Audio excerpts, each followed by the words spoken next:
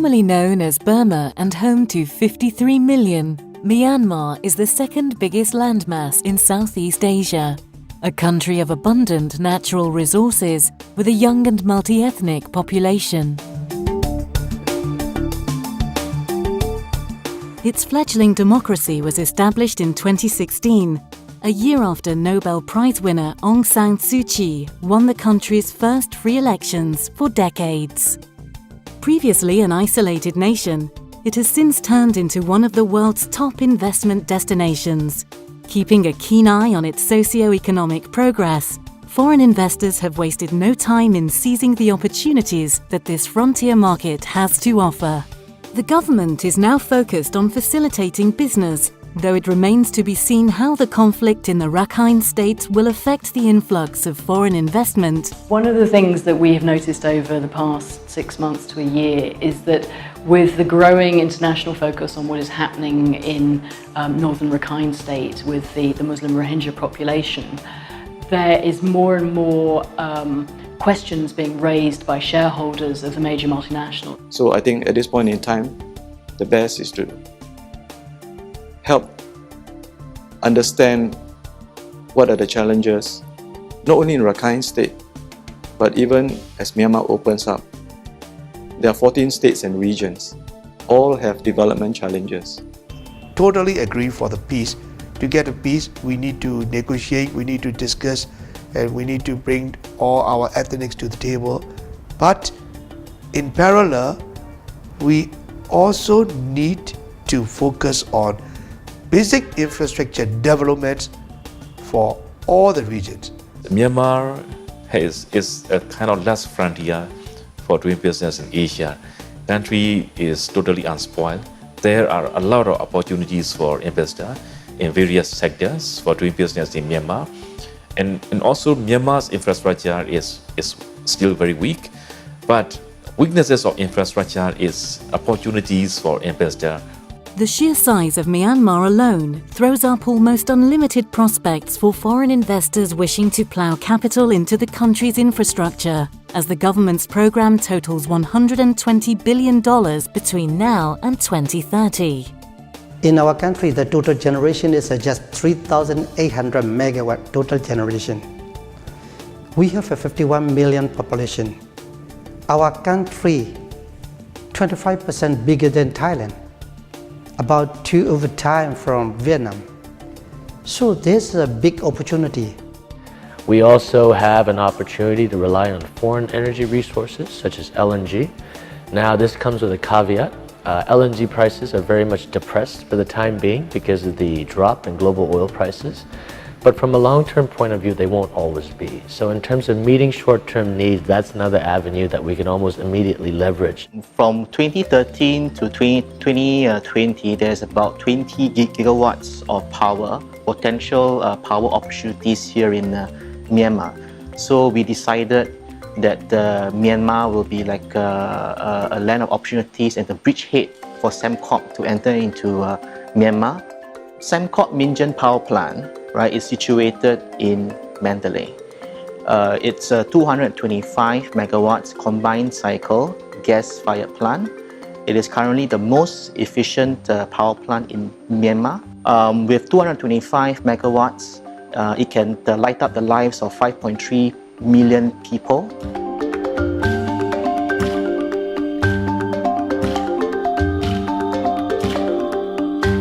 In terms of challenges, I think scarcity of human capital is key. So we take this very seriously. We have training, intensive training for our engineers.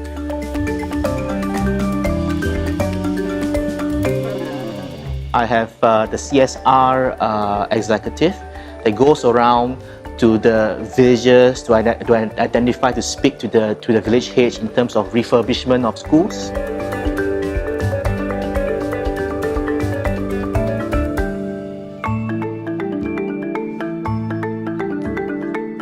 We help the people in the community, right, in terms of providing them with first aid, kit, medication, rice, water.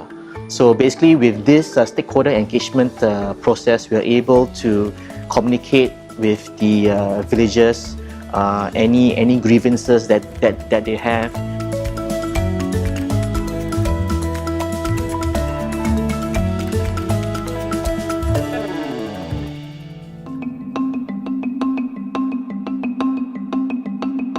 The construction sector was primed to play a major role in Myanmar's economy, and judging by the infrastructure projects in the pipeline, an expansion is on the cards. New factories opening up, logistics centres, employing a lot of people. This is about jobs. This is about growing the economy, and we always say that it all really begins from industrial development. As we are one of the contractor for the industrial projects, I'm seeing a lot of investment in the industrial has growing over the past 5 years. Our group has a different business activities. We have a company called Sandek Technologies, and another one is Sandek Engineering Construction.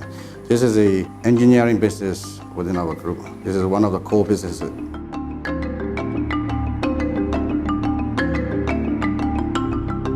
Apart from that, we have a hotel, Nalai Eco Resort, which we specifically aim for the ecotourism.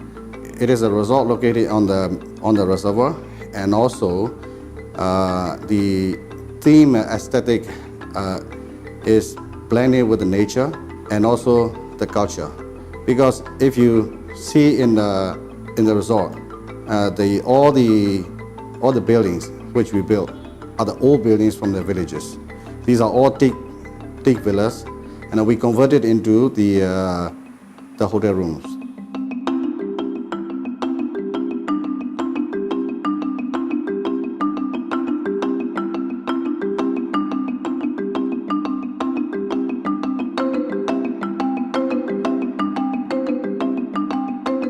We have a resort called Bay of Bengal, Ngui Sang. That resort is located in Ngui Sang Beach, which is in the western shoreline of Myanmar. We have created this resort, providing the best facilities for the guests.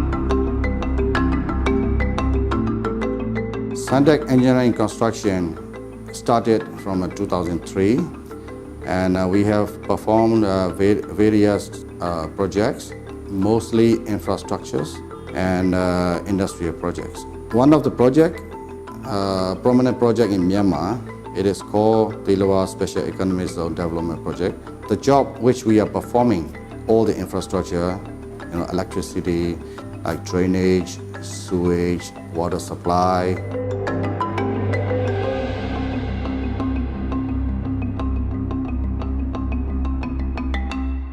Tilawa, currently we have been contributing some construction works as a contractors for investors in Tilawa. So as for part of the construction services, we Motoma have been providing the construction services for like basic infrastructure and some in some local or foreign industry people who invested in Tilawa.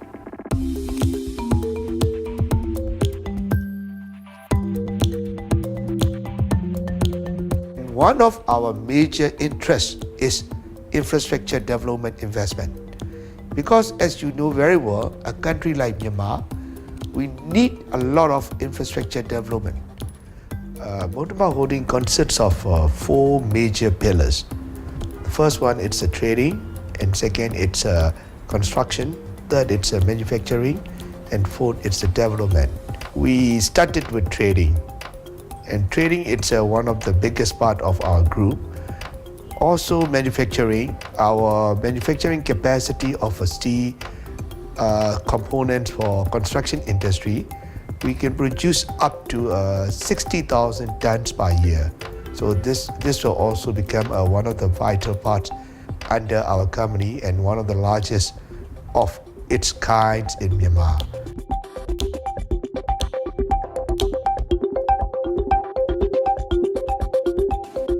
And most of the trading we are doing is also construction material like steel and like office furnitures, it's like industry roofing.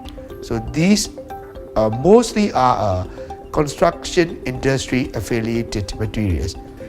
Our chairman, who comes from a very practical business background, so one of his expertise is construction. But after he has been doing the construction business and manufacturing for more than 2 decades, he started to expand the arm of Myanmar to development.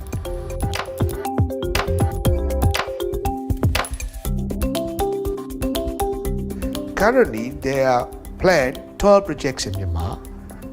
The one, it's aquarium. Aquarium also, we participated in the government tender and then we won it and we have been developing that one. The aquarium is located in Kandoji. It's facing to the Kandoji lake. Kandoji, it's one of the 2 biggest lakes in Yangon. So the location is perfect for people to enjoy for their weekend activities.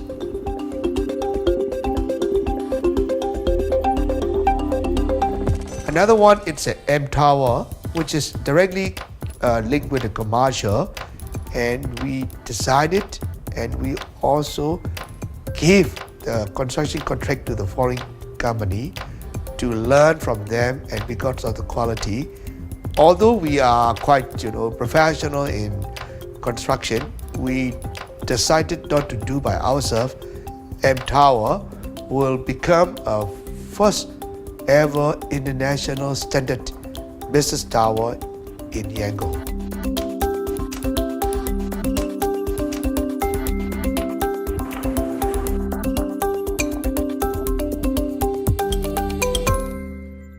Faced with legal and financial challenges, Myanmar's real estate market is undergoing a transformation, with the regulatory framework for condominiums set to introduce more flexibility for foreign investors, thereby sweeping aside uncertainty. In these years, we have pivoted our investment into real estate and industrial developments. So in real estate, under our group portfolio, we have projects like Golden City, which is located in a very prime area. There are many long-stay expats in Myanmar right now who are flying their families into Myanmar. So there are many of our foreign investors and our foreign expats needing housings in Myanmar. However, housing in Yangon is very limited. So Golden City and the Central project, it's deemed to supply the needs of the solid demand that we're having. Golden City, it's completed halfway.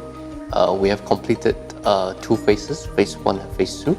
So our phase 3 and phase 4, it's under construction right now.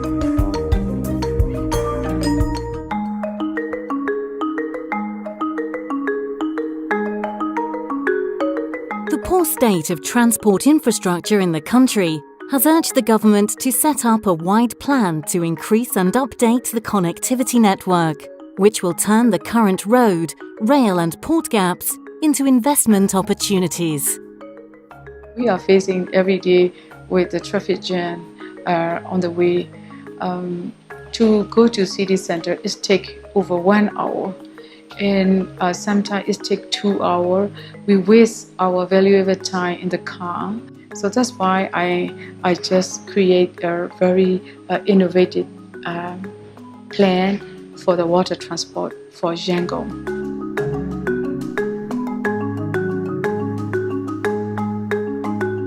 We are using the cashless payment system.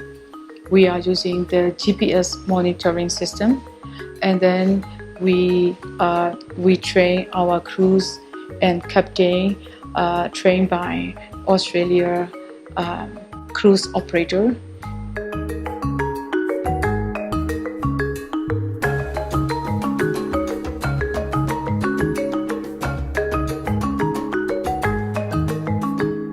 Our airline started 1948, September 15. Now next year we are 70 years anniversary of the Myanmar National Airline.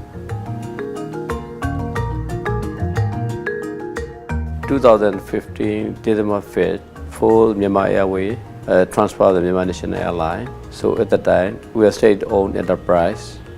Recently, we have transferred the corporatization.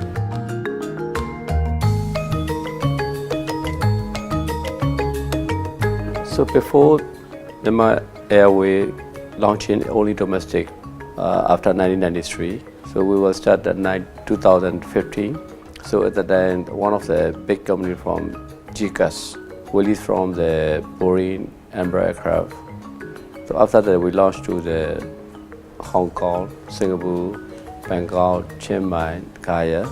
So only domestic airport, 28 domestic airport, as well as we are launching the 5 destinations. Next year, we have to plan for China, Siem Reap, Thailand, Phuket.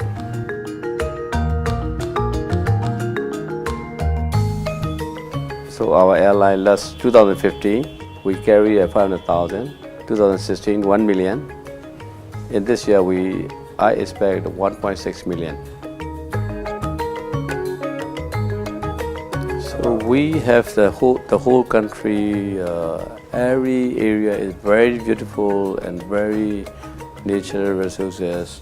So northern area, Shan State, Chin State, southern islands, all area is very beautiful.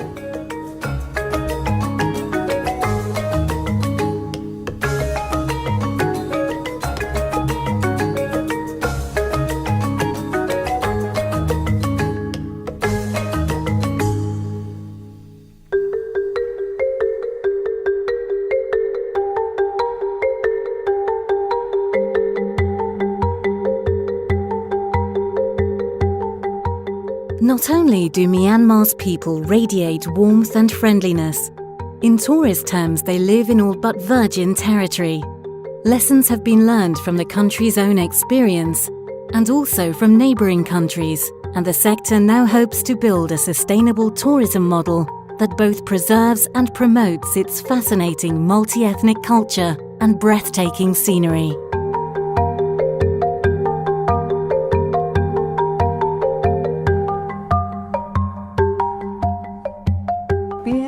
Very friendly and hospitable is in the DNA of our people. They are so innocent, so pure, and that is very attractive because the hotel industry is actually the people industry.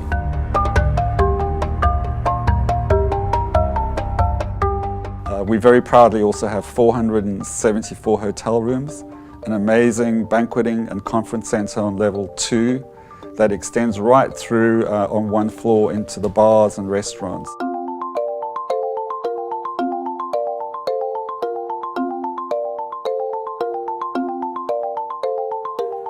Our lobby lounge was, I think, no question, the center of all business discussions in Yangon. If you wanted to do business in Myanmar, you came to the lobby of the Sule Shangri-La and there were always at least 30 or 40 people there.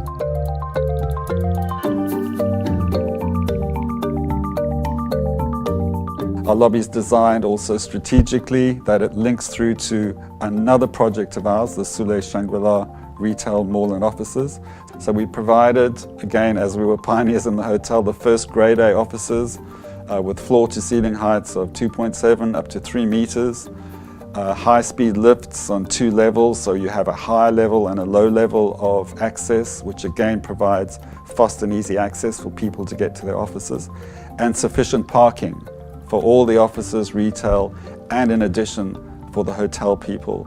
Shangri-La Hotel Group also has 2 apartment blocks of apartments in Yangon. The Shangri-La apartments in Yangon have a number of facilities and services. There are 240 apartments in 2 towers. And in the center of the 2 towers, we've built a very large kids-friendly playground and swimming pool area. So this provides families and young people with a place for relaxation, meeting one another and socializing.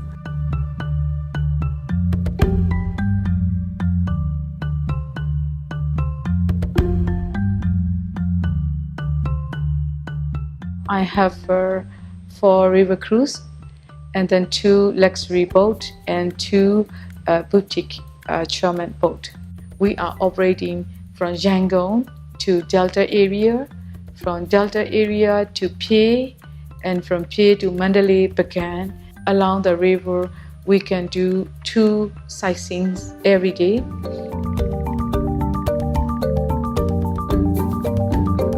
Our cabin is a very luxury cabin.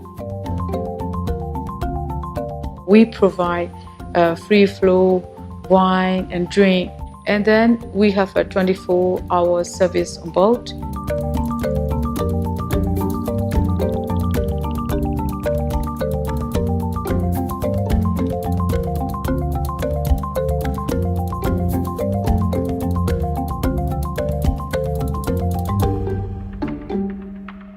My favorite place is the Shan State in Myanmar, and then most favorite is Kalor. I have a beautiful place there.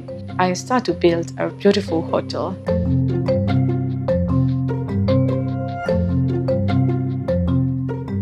Around Kalor, we provide soft trekking, and then we can visit a lot of villages, and then they are Palang people. They have a very beautiful tea plantation. Every morning, the people can see the farmers from the tea plantation, the pickled tea, and then all of the women are going to the plantation every morning. Around this area, there is also the very beautiful elephant camp. You will see lovely elephant. We have another very beautiful destination. It's like a hidden treasure of Myanmar. It is southern part of Myanmar, next to Thailand, very close to Phuket.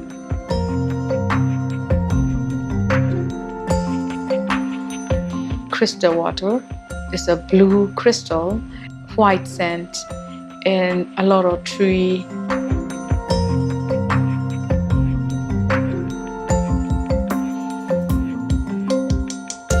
In our island, we have an Italian dive master, and he is operating for the diving business there and snorkeling as well. There are also the beautiful mountain we can climb up, and then we can see the beautiful panoramic view.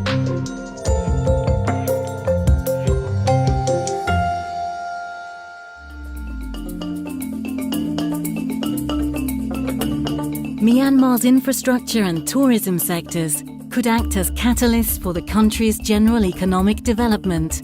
Despite the challenges, the government's regulatory adjustments, coupled with the country's unique potential, make Myanmar a wealth of opportunity.